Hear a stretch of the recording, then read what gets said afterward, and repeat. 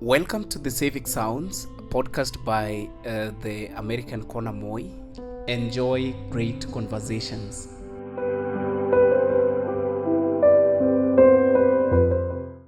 All right, welcome to the Civic Sounds, a podcast by American Corner Moi. This is a platform on which we get the opportunity to talk about leadership and governance, talk about entrepreneurship, we talk about everything youth, the employability and such stuff. So talking about leadership and governance, we all understand or we all are aware of everything that has been going on in this country, right from the Gen Z revolution. I mean, the rage that they are having, the level of awareness that they are trying to create or that they have. However, wanatuambiaga, or they say that sometimes we as young people might not be able to see what the elderly are able to see while seated. I mean, they say we cannot see what the elderly, we cannot see while standing what the elderly are able to see while seated, right? Yeah, so that is why today we have someone a bit elderly, someone who has been in the journey of struggling for the leadership, freedom, leadership, good leadership and governance in this country. And he'll get to introduce himself and you will get to listen to what he do or what he has been able to do, everything he has been able to achieve. However, perhaps you're aware or not, but currently the US government is celebrating 250 years of independence. And according to them, they say that independence came with some freedom. And we can all attest to that sometimes when you get some independence, some freedom come.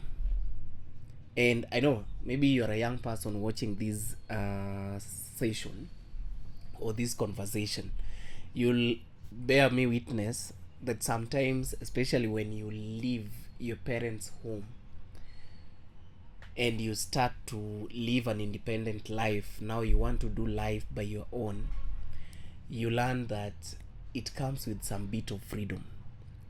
And that freedom sometimes becomes expensive, you know?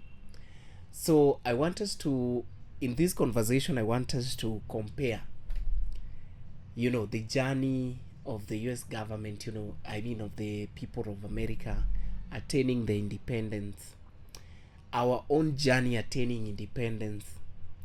And we've always been reminded that democracy is work in progress. And we can see the young people, especially the Gen Z, are carrying on with that journey or with that process of ensuring that we are fully able to enjoy the freedom that came with independence. So Mzee, I want you just to introduce yourself. Yes. Tell our audience what you have been doing, for how long. Yes. Yeah, then we can proceed from there. Sawa. Eh, Okay, my name's Wambugu Wagidaiga. I am the Secretary General of an umbrella body organization called Maumau Governing Council of Kenya. It's a journey to have Maumau Governing Council of Kenya in place, because it emanated from a vision the late President Mzee Jomo Kenyatta, who met the Maumau and told them, now the war is over, so you just come, we sit and we agree on the way forward. He charted a way forward then and told the Maumau when he met them at Ishaweri that now it's time, now you register an umbrella body, remove the issue of the movement, come up with a welfare association. yeah. So when Kenyatta advised the Maumau on registering an umbrella body organization, and that was in 1963, the Maumau, out of anger, out of frustration, out of issues, perceptions they had, and the mindset they had created even from the bush, they couldn't take it easily. Yeah. Key among the bottom line issues was that the Maumau was termed by the colonial government. Even there was an act of parliament, gazette notice, syndicating Maumau was a terrorist movement.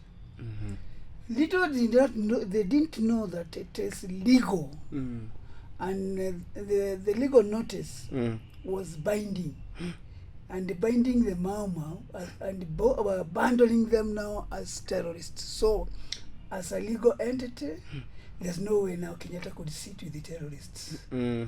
So his advice was, go register an umbrella body at Sharia House and the Societies Act, at the Societies office, which is located in Sharia House.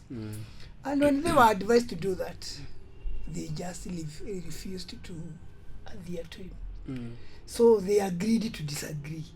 Even the agendas that were supposed now to be debated on a future national birth of that nation, when they refused, the danger was that Kibaki was adamant, they were rigid, and Kenyatta was rigid, and they were also rigid, so they could not come to a consensus to agree or disagree. But they agreed to disagree. The dangers of agreeing to disagree is that come 1963, and that is, remember also, those were young people. Back then, they were young. In 1963, those were young people. The need of, I think I have to mention the need of cultural values. Why talk about the cultural values? Traditionally, there was one way of cleansing or cancelling. When the Maumau were coming from the bush by that time in 1960, some were coming up in lots. They never came at one time. Others came at 60, 50, 61. But by the time the Uhuru now was now declared that we have Uhuru, that is the bottom line. Others, that's what time they came and they went. Others were received at Kenoru Stadium from Meru. Others were received at Rurengo Stadium in Nyeri. The bulk of them were received differently. What happened? And why did it happen? That time, when the Maumau were coming from the bush, key traditional issues that were supposed to be done or performed, or issues that were supposed to be performed, relating to counseling or rehabilitation, or even change of mindset from the bush now to take that on my life. There was no Red Cross. There was no mechanism that they could be accommodated to the community. And after being accommodated to the community, they would be taken through, so that even the mindset, even counseling itself. So out of it, it was never done. Yeah. And so maybe I just ask. Sorry to cut you short. Just cut. But it just cut. So swali yangu ni, how did you or when did you join the Maumau movement? Yes. When I started engaging in the first engaging in Maumau issues, I think as a child of a Maumau. Back in 1965, my father was a Maumau. 1986. No, my father was a Maumau. When I developed interest in the issues of Maumau in 1965, why is because I started feeling the pain of why are we suffering, and now my father is not being recognized. Why if my father was in the bush and the issue was you are in the forest, we are talking about brigadiers and generals, why are you not called a general? Why? So some of the questions that I was asking, they are the things that brought me to now feel the bitterness of rewriting our true history. Okay. When was this? That was 1967. 1967. I was thinking now that I was thinking about now why this these are the that was 1967. That's why I was asking why all this, what can we do about it. That's why I started thinking about the Maumau. Okay, so ukawa join 19 sikuwa join. By that time I was a student, ndio nilikuwa mtoto wa shule. Oh, yes, secondary, high school, I mean high school, primary. That was in primary. Oh, so baada ya kutoka hapo, why did I join this? I joined this in I think it was in 1982. 1982. During the coup. Okay. Yes. So mzee, but before the coup, we were still moving on with the issues of Maumau, the freedom struggle. Why the struggle? They had aspirations. They had values to nurture. They were expecting after they win the war, there are things that are going to happen. So that's why it developed the etiquettes of JEM, the karaoke. JEM karaoke came and with programs of water. Programs of talking about poverty related to housing even, but even today. He was talking about even education, he was talking about electricity, he was talking about how they would be addressing their poverty. Yeah. So during as things were moving on, challenges were abounding. Yeah. Yes. Okay. But so, now, I think I come back to the issue of Maumau Governing Council of Kenya. From 1970, when Kenyatta died in 78, after having a one-off with the Maumau, he passed on in 78. From 78, there was nothing to do with Maumau during Kenyatta's reign. So Maumau recognition was never, ever in the place or in the books. Yeah. So Moi took over. Kenyatta ruled us for 15 years. Then after the 15 years of Kenyatta rule, Moi took 24 years leadership. Leadership ya Moi akafuata nyayo. So alipofuata nyayo miaka 24 baada ya kufuata nyayo, things were not coming better. Kwa sababu I remember when you talk about cooperative, tulipata mtu alikuwa anaitwa Afric Birgen, ambaye naye alikuja kuvunja zile structures zilikuwa zimewekwa za cooperative circle. Okay. Yes. So mzee, nataka tujaribu kulinganisha. We tried to compare hiyo back then and right now. Na kuna kitu moja umeongelelea, and it's very very important to me. And you've said cultural values. And in your own statement, you've said that cultural values were very, very important and vital in ensuring that you achieved something back then, right? Yes. Right now, we have a generation that, they've been accused of being arrogant, number one. Yes. We are being told that we are a generation that we don't know how to correct our elderly in a respectful manner. Yes. So what can you say, especially in comparison to the cultural values back then, where they used to believe that there are things that you're not, as a young person, cannot even tell or do the do's and don'ts. The do's and don'ts for young people, especially against the elderly. Yes. So what can you make of that? One thing, also coming from a human rights perspective. Yeah. When the human rights perspective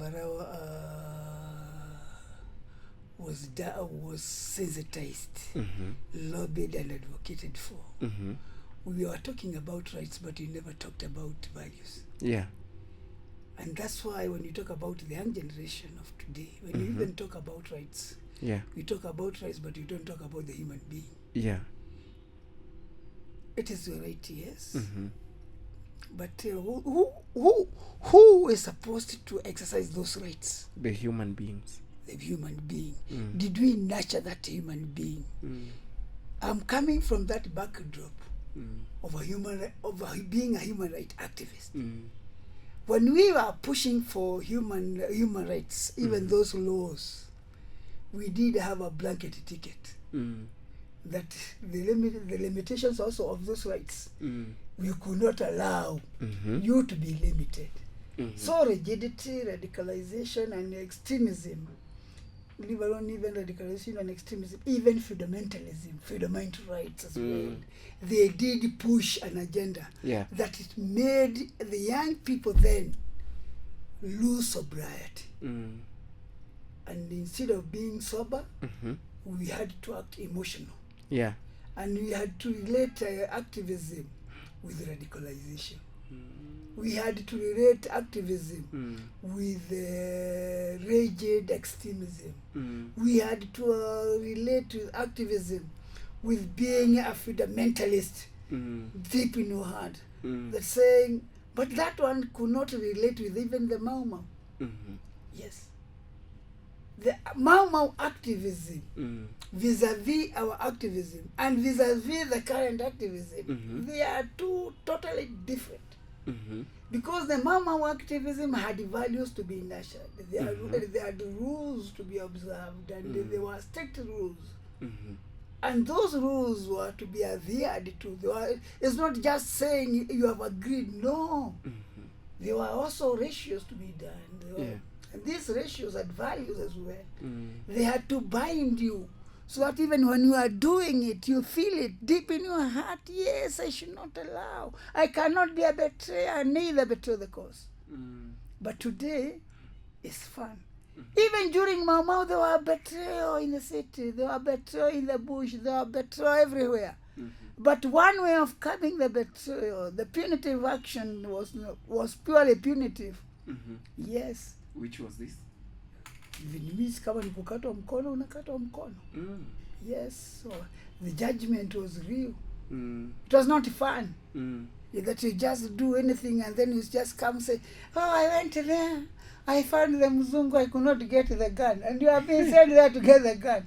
And even when you are there, somebody who is there had given the right direction where the gun is. And he can give back. The Bushmill strategy was good. The feedback could go back and say, huyu mtu hakukuja na bunduki bado iko.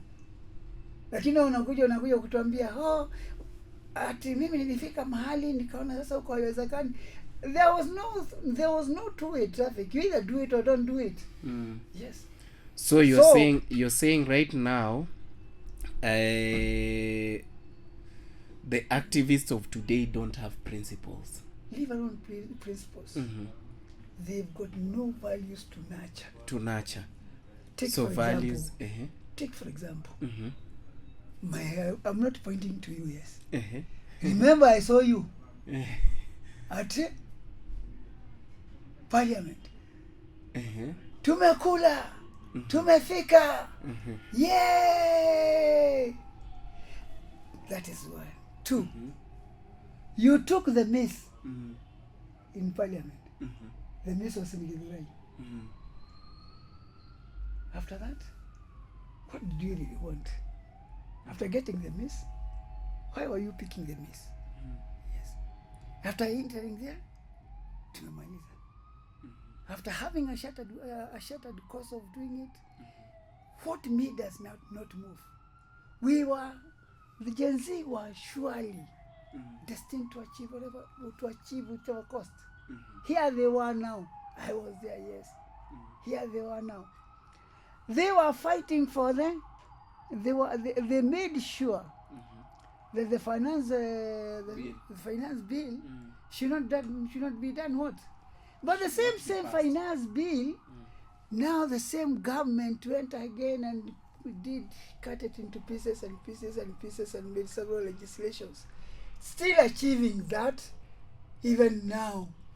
Some of those legislation that have been going on is the same finance bill they rejected. True. After that now, since the same finance bill that was rejected, what are they doing? What have we done about it?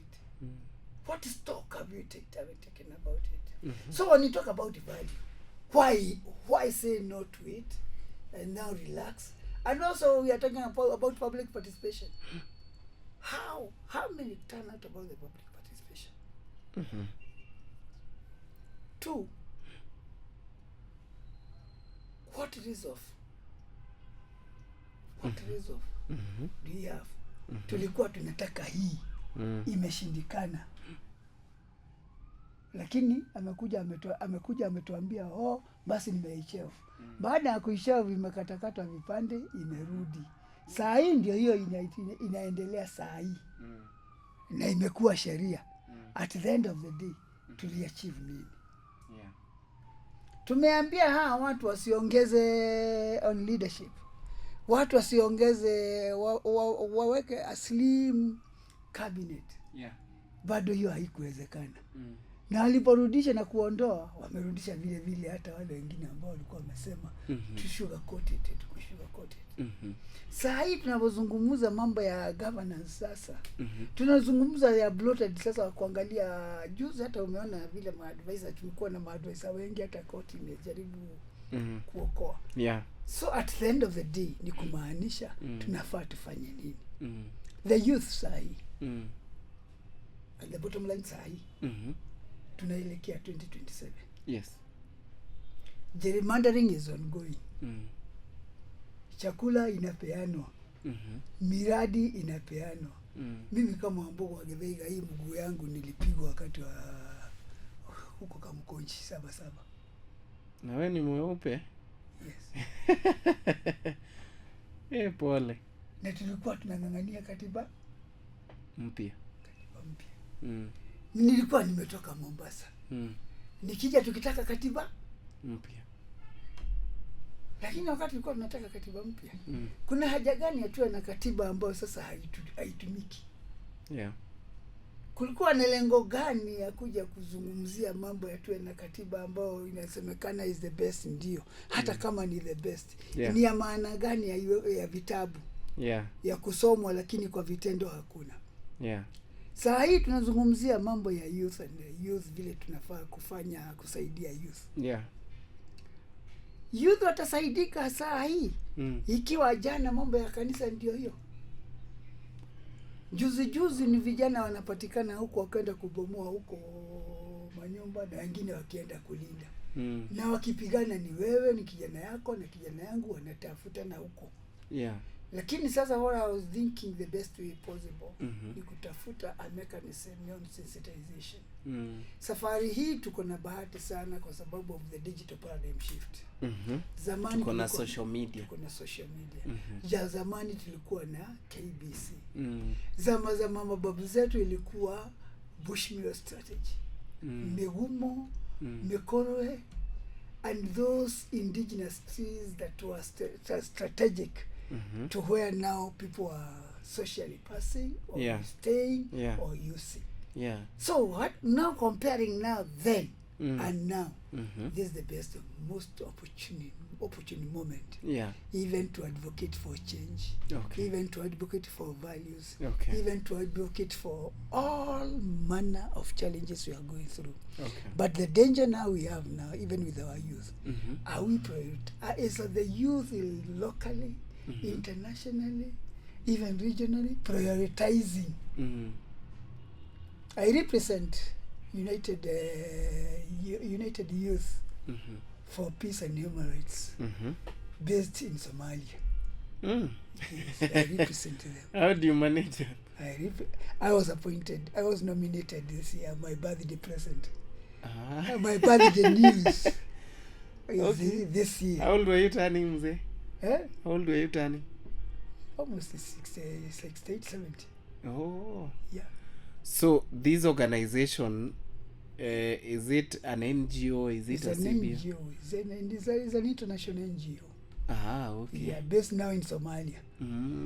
Yeah, but even when they were about to launch their place here, things were not working. By that time, remember, we were having cases, the NGO Council. There was this issue of the NGO Council. And the NGO Council in 2013, there are those narratives.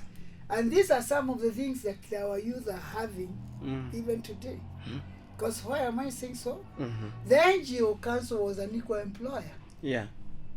Both for local and international jobs. Yeah.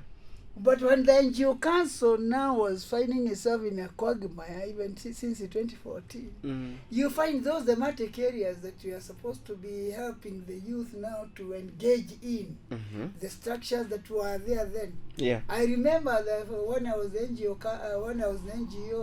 lobbying for the Kinoriro Gomanduli, Professor Kanani, after this was the guy was later PS. Which one? He was a PS for the Constitutional Affairs. Geshera Kebara, yes. From Geshera Kebara, the council graduated. Kanani, and also come to Kanani. But these structures that were there, they are no longer working. Okay. And if they are no longer working, opportunities are no longer available. And if they are no longer available, dangers are continuing day in, day out. Remember now when the civil society NGOs, deregistering or degazetting 9,000 NGOs just because of returns, and yet there's no money. And yet, and you continue deregistering, and somebody is volunteering. Yeah. Remember when we were having about 9,644 NGOs by that time. Organizations were looking for young people to write proposals, young people to engage in NGO activism. So today now when you talk about it, equally it is not available. Even when we could look for somebody to write for you a proposal, even concept papers, and there was a lot of training even on concepts and everything. Yeah. So those things and these gaps now, you are no longer making use of them, of the even of the potential. So umesema the structures are no longer there. So swali yangu ni je, what would you tell the young people? Is the problem personalities, ama the problem is the systems and the structures? One, the problem is the sum of the structures that you are supposed to make work. Structures. Yes. What should we do? Let's say, for example, an NGO council. What about the structures? Where is the young generation doing about it? Yeah. Even me, even though I did about it, what are we doing about it? If the NGO council is an equal employer that can seek and can employ, what have we done about it? What are we doing about it? The dangers that we are also seeing about it, when the government turns again now to the NGO, and accommodate now, and when the NGO now go in bed now with the government, then it tells you now there's no business. Yeah. And when civil society now are deemed to be non-state actors, and now they are actors themselves, you find ourselves in a big quagmire. Remember why during our time we were pushing even KOTU. When KOTU was being told was KANU again, when KOTU became KANU, we had to sensitize and lobby for the KANU to come out of KANU because it was no longer taking interest of the labor force. Yeah. So these changes that also arose even by pushing pressure on Moi to leave is because now they were concerted and focused, skewed to achieving key objectives. They were skewed. Even our activism then, it was being focused to a particular ego. Let's say kama KANU, because by that time KANU imechukua KOTU. KOTU imeolewa iko ndani ya KANU. Kwa hivyo ilikuwa njia moja ya kuweka pressure. Ndio KANU KOTU itoke kwa KANU, ndio watu waweze kuregister na waweze kufanikiwa katika hiyo. Lakini saa hii tuko kila mahali, we are not focused on what we want. Our youth are not focused on what really they want. Our youth are in every sector. They have not come up with even with a referendum. Waseme tunataka hii na tunataka kuachieve hii. Ya pili, zile values ambazo wanataka kweli itafanywa na mtu ambaye hana values kweli? Ana moral values, ama moral principle. Wewe huoni juzi iliniuma na ilinikera mpaka nikaenda Kenyatta University. Watoto wa Kenyatta University wanaandamana kwa sababu the principle ambayo wameielewa ni kwamba the bigger the damage, the better the success ya maandamano. Lakini sasa mmechoma shule na kompyuta zote mmechoma, na you are talking about digital paradigm shift. Na hizo baada mmechoma hizo, mimi kama mzazi nimetoa pesa. Ndio mtoto asome na anaenda kuchoma hiyo ati kwa sababu amekasirika. Hata mtoto wa nasari akikasirika, mdada yake huyo ama ndugu yake huyo, kwa sababu amekosa sausage, hazi choma kitanda mahali analala. So when I talk about values, when I talk about morals, saa hii when we also talk about even the demos, I like the Gen Z because one, on demos, not about of even being brave. On demos walionyesha kwamba we have come of age. Yeah.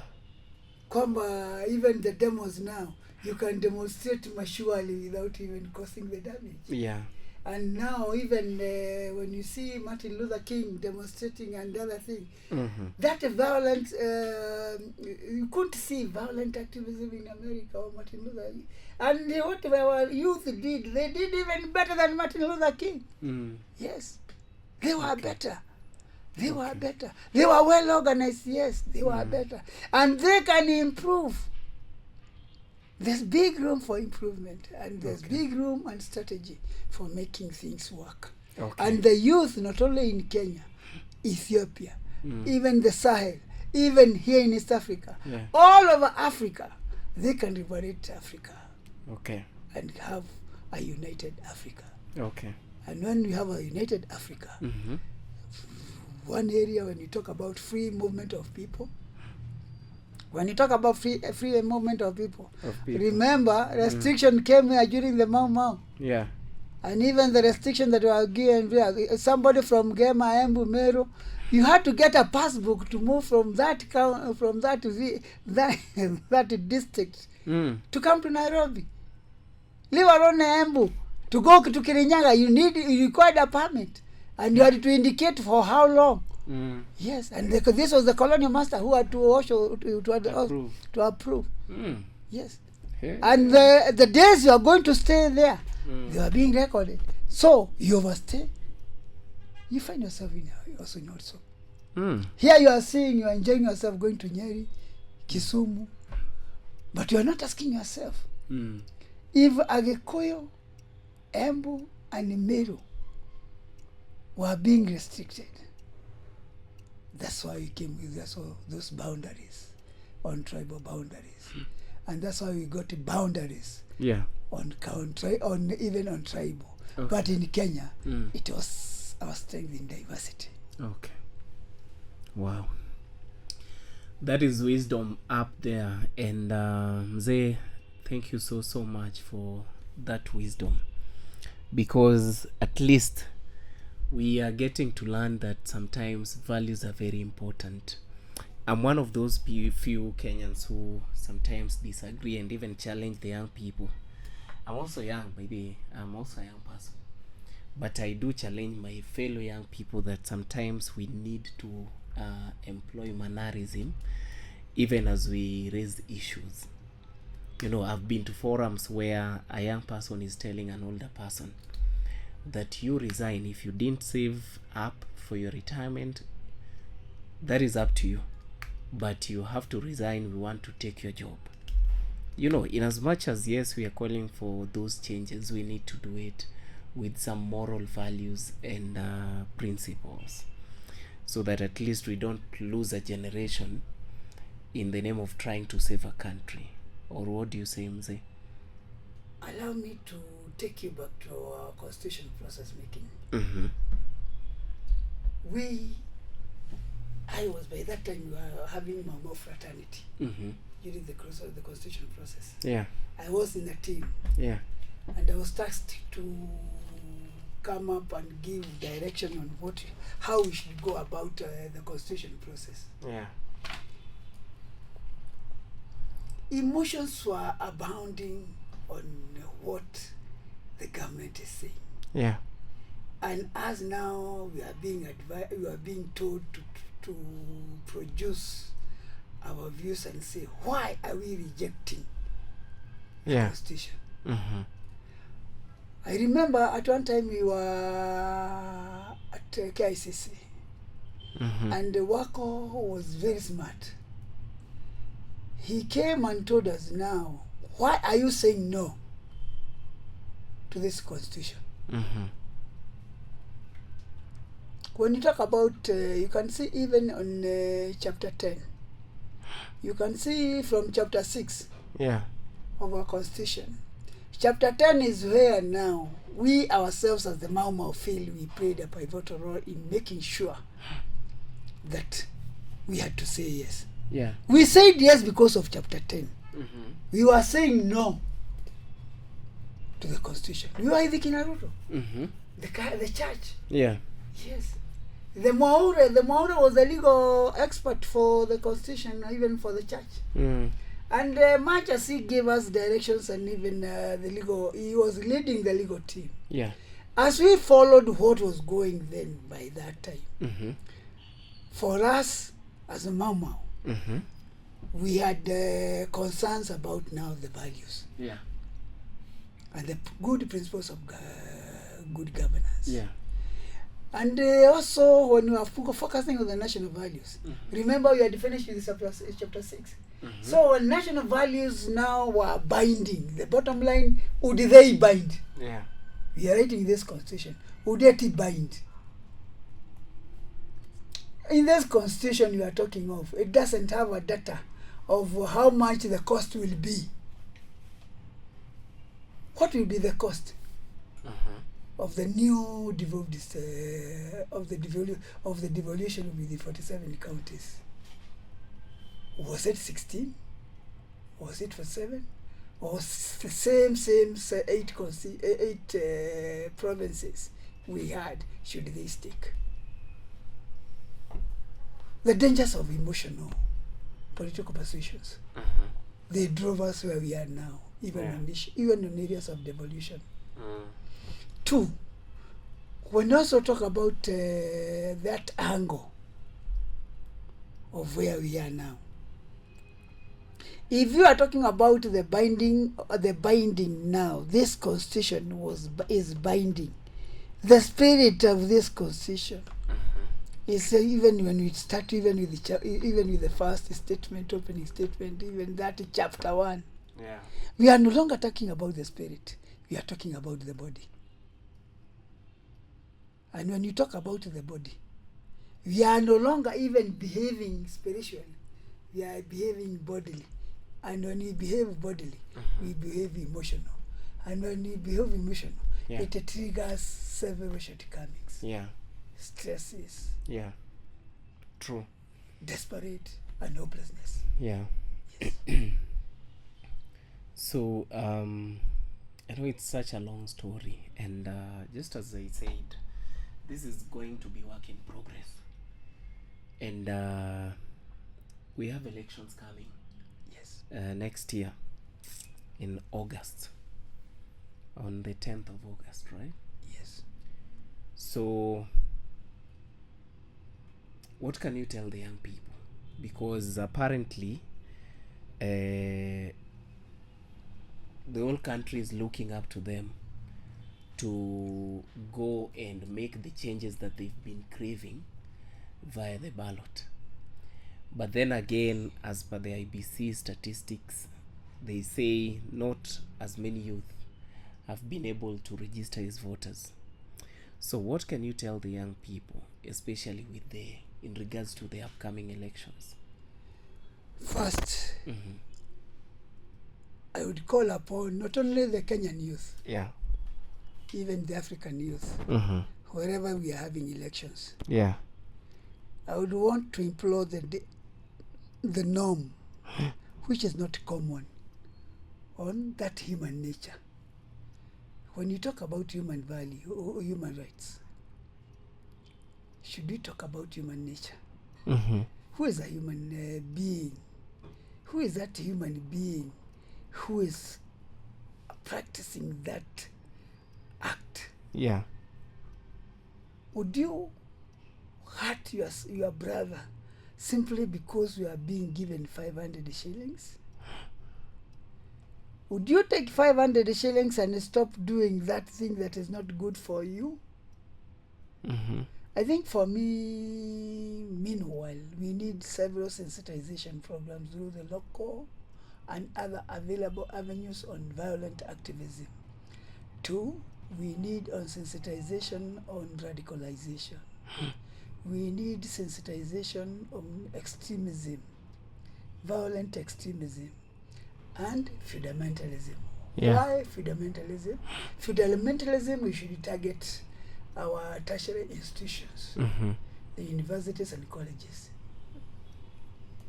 because that's where the bedrock of our challenges, particularly from the youth, lies. Okay. Because when you talk about your fundamental principles, you are rigid. Yeah. And when you are rigid to them, how then would one listen to you that you are saying you are not flexible? Okay. So what I can call upon the not only the Kenyan youth, but the African youth. The African youth. You cannot achieve anything you want in this world without laboring for it. Yeah. And it has a sacrifice. Okay.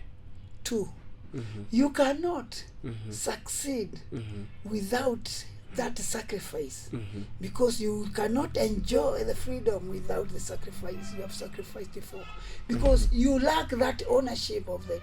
So for the year of the process. So for you youth to succeed and enjoy the fruits of your labor, come out. And first, when you are coming out, lead the old people, lead the elderly in collecting those votes if you are going to talk about democracy. Democracy is the art of voting. 2, even if we are having challenges with our democracy in Kenya as well, it's for us now to be vigilant on that democratic space we have. Also with the digital space we are talking of, it's also for us and you youth to find areas that are too punitive and find ways and means of lobbying. Because even when you talk about our constitution, even those rules that are there now, much as they are punitive, the issue is not also being punitive. The issue is how do we lobby it for those rules, that stringent rules that are still there, to be addressed. 2, we are talking about opportunities that are being created by the digital paradigm shift on the media, on the film industry, even on documentary. I would urge the youth, participate in those areas where rules and regulations of even those documentaries are taking place. If you don't care, take time, you must care. Because the moment you are harassed on the street, you are harassed because those rules and regulations that have been put in place, even the charges that have been put in place, you didn't lobby for them and you are not concerned. You are only concerned when it affects us. Let's be concerned with our nation. Let's be concerned with the rule of law. Let's be concerned in the governance structures, even when these things, when they are being taught for public participation. Don't go for handouts. Go for that you surely feel it will affect you. Okay. But if you'll only act when it affects you, and it's not affecting the other person, patriotism,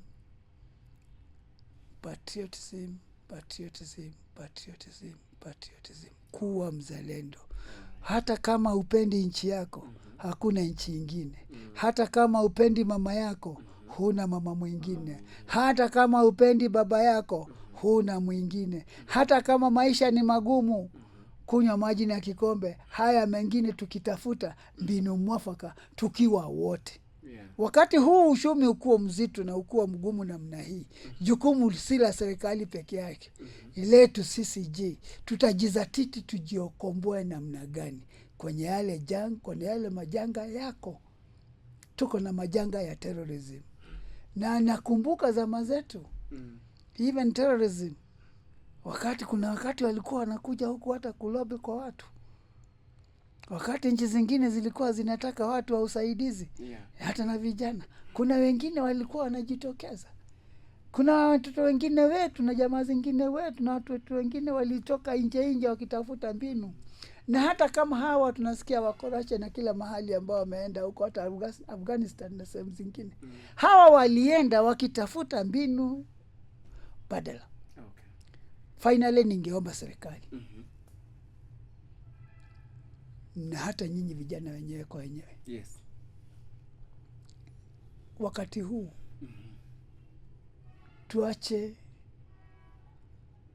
profiling on tribal basis. Ukabila. Tuache ukabila. Lakini si kusema ati tukiacha ukabila ati nasema tuache ukabila mimi nikose kuwa Mkikuyu na ukose kuwa Mjaluo. Yes. Hapana. Ni tubadilishe mawazo na mwenendo. Okay. Tuone kabila ni mbili. Ya masikini na tajiri. Sasa umaskini ambao tuko nao hauangalii kabila. Kwa hivyo hakuna issue ya mkabila. Hakuna issue ya kwamba Mkikuyu na Mjaluo. Hapana, kabila ni mbili kwa sababu ya mfuko. Yeah. Na mfuko vile umeni-affect huku Central, ndio ume-affect Rift Valley, ndio ume-affect Mombasa, ndio ume-affect kila... Na si hiyo ndo siasa tulipiga 2022 na tukasema dynasty versus ilikuwa dynasty versus hustlers versus dynasty. Ile hustlers versus dynasty. Versus dynasty. Na watu wakasema ilikuwa ina affect manake hawa dynasties ndo wameajiri hao mahustlers. Wao ndo wenye kampuni, wenye kuajiri wale mamafua. Ile bibi naelezea si ile ya kwamba ati wewe kwa sababu ni hustler ati utaki. That's why I was coming, umenikata kabla sijafikia pale. Kwa sababu wakati sasa unasema kwamba wewe utaki dynasty na mimi sitaki hustler, tumekuja kujua sisi wote tajiri na maskini tuko kwenye kikapu kimoja. Yeah. So kwa sababu zote tuko kwenye kikapu kimoja. That's the time I'm now saying. Sisi vijana, wazee na watu wote wanafaa tukae pamoja kwa sababu kijana huyu anataka uongozi. Yeah. Ndio huyo hajakomaa. Hata wakati Uhuru alikuwa anataka uongozi, wazee walimwambia hujakomaa bado. Na wakati huo maneno ilifika mpaka akakomaa. Okay. Saa hii why am I saying so? Wewe unataka kuwa rais saa hii. Lakini ile exposure na ile maneno mahali tuko ni mbinu, na hizo mbinu za kuaminika ndio mtu aweze kutoa hata mali yake na kuwekeza katika nchi. Sasa akiwekeza kwa ile maneno ambayo iko, we are in a very big quagmire. Dangerous precedent kwa sababu investors wametoroka, wengi wanaenda, na hata kama ni kurudi watarudishwa namna gani? Na sasa tukirudi tupatie wewe uwe rais. Na wewe mwenyewe hata hujajua namna na mbinu za kuongoza. Na hata si hata mbinu za kuongoza, hata hujaongoza kwa Munanda. Hata hujaongoza katimu kako huko kwa shule huko. Hata familia hujaongoza. Hata familia, lakini saa hii hata juzi katika hii viongozi juzi nilikuwa nikiona kwamba matatizo inakuja tena kwa uongozi. Ni nani atakuwa? Ni nani atakuwa? Hata ukiangalia Kasmol. Yes. Okay. Angalia Kasmol na wengine wanajitenga wakisema ni wao, lakini pamoja na hivyo ndio they are vocal. Lakini ikifika kwa wale ambao watu wanataka, hata kwa nyinyi vijana wenyewe kwa wenyewe na muongozo mwenyewe, ni wapi tutakuwa na values za kuweza. Ukisema hutaki mzee, ati wazee waende wakalale. Na wamesema tumewapea last chance. Na mimi niko hiyo 2027. Acha hivyo mimi na Uhuru na rika ya Uhuru na wengine Rais Uhuru. Saa hii ukisema hutaki mtu kama Uhuru, na ndiye alikwambia usipite hapa utachomeka. Usifanye hii utachoma. Alafu wewe unasema unajua na umechomeka kidole. Alafu unasema usiambiwe. Unajua sometimes wazee wanasema hasira. Kwetu Mombasa huko pwani, nao pwani wanasema hasira ya mkizi ni furaha ya mvu. Hasira ya mkizi ni furaha ya mvuvi. Hii hasira zako za kuruka juu, hata umekasirika, umefanya, at the end of the day unakuja unapoa kama ile samaki imelandi kwa mchanga. mzee, na huyo mvuvi anaichukua. Lakini pamoja na hivyo we need now everybody on the table. Maumau wali succeed kwa sababu ya unity, na ndio katika Maumau Governing Council tunasema united we stand. Okay. That Maumau spirit was talking about unity. Okay. Yes. Na katika hawa united youth sisi tunaeko tukisema kwamba a united youth kwa sababu ndio msingi wa nchi na ndio nchi wakiwa pamoja hata wakipasua justice inapatikana. Lakini justice haipatikani kwa fujo. That's why we say united youth for peace and human rights will just give us room for democracy and justice to prevail. Even development, when you talk about self-sustainable development goals, will be available. But they will never be available without peace. Where there's no peace, there's war. And the war comes when you are too rigid. The war comes when you are in a hopelessness situation. The war comes when you are just desperate. The war comes now when others feel now there's no hope. Let's create hope, and peace and jump. All right. I think tukiongezea zaidi ya hapo tutakuwa tunaharibu hiyo wisdom kabisa. So one thing that has stood out for me, especially towards the tail end of the conversation, is that you said that vijana waende wa build capacity ya kuongoza. As a young person, go and build capacity. And this is something I personally has spoken about not once or twice, that we need to build that capacity, so that if at all God gives you the grace to be elected or to even to be appointed into a position, the billions that you're going to handle or the millions that you're going to handle doesn't make you go insane. The other thing that Mzee has said is that unity is going to be very, very important, and resilience is also going to be very, very important. That is Mzee Wambugu, the Secretary General of the Maumau Governing Council. And a coordinator. Okay. Asante sana. Thank you so much, Mzee, for sparing time. Of United Human Rights, United Youth for Peace and Human Rights in Somalia. Thank you so much for sparing time to come and talk to us. Of course, we've gained a lot in terms of wisdom, and hopefully even to our audience we are able to put that into practice. And Mzee, we will create more time so that at least you come back again, just to bring to take a look at the progress, the state of the nation. And we will continue like that. So asanteni sana. And my name is Kevin Apodo.